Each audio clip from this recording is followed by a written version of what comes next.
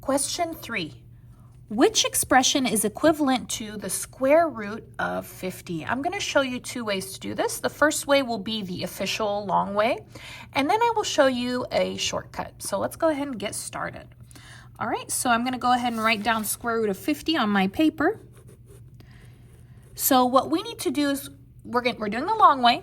So we're going to do a factor tree. So take 50, and you're going to pick 2 numbers that you can multiply to get 50. Any 2 numbers, okay? So you could do 2 times 25, you can do 5 times 10, you can do any 2 numbers to get 50. I'm gonna go ahead and do 5 times 10. Now, what we're gonna do is we need to circle the numbers that are prime. Prime numbers are numbers that don't have any factors besides 1 and the number itself. So basically, for example, so let me give you the list real quick of prime numbers, and then we can talk about it. So prime numbers, 1 is not included. It would be 2, 3. So why 2? Because I cannot divide 2 by any number besides 2 and 1. Okay, 3, because I cannot divide 3 by any number besides 3 and 1. Now, is 4 a prime number? No, because I can divide 4 by something different than 4 and 1, which would be 2. Okay, 5 is prime because I can only divide it by 5 and 1. 6 is not prime because I can divide it by 2 and 3. Okay, so let me go ahead and give you like a short little list here. So 6 no, 7 yes, 8 no, 9 no, 10 no, 11, etc. I don't think we're going to need more numbers than that.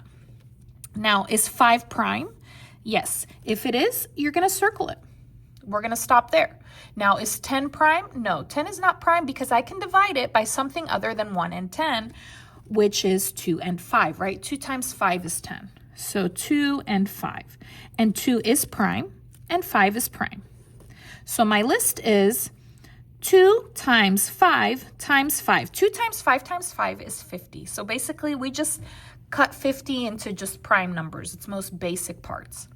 Now what you're going to do is you are going to circle numbers that are a pair, so that I have 2 of. So I have 2 5s, so I'm going to go ahead and circle those.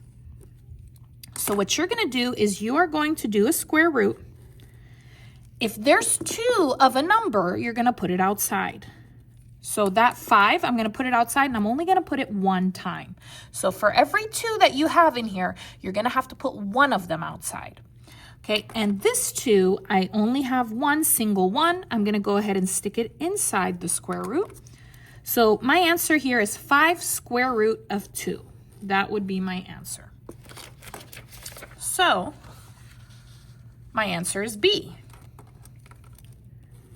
Now, let me show you the shortcut. Shortcut is super easy. You're going to need your calculator for it. Now, this is a good way to check your answers.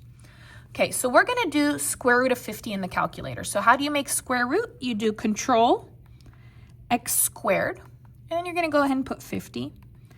Push enter, and it's 7.07. I'm going to just stop it there. You can write the whole number if you want. Doesn't really matter. Now, each one of these we're going to put in the calculator, and we're going to write what decimal they give us, okay?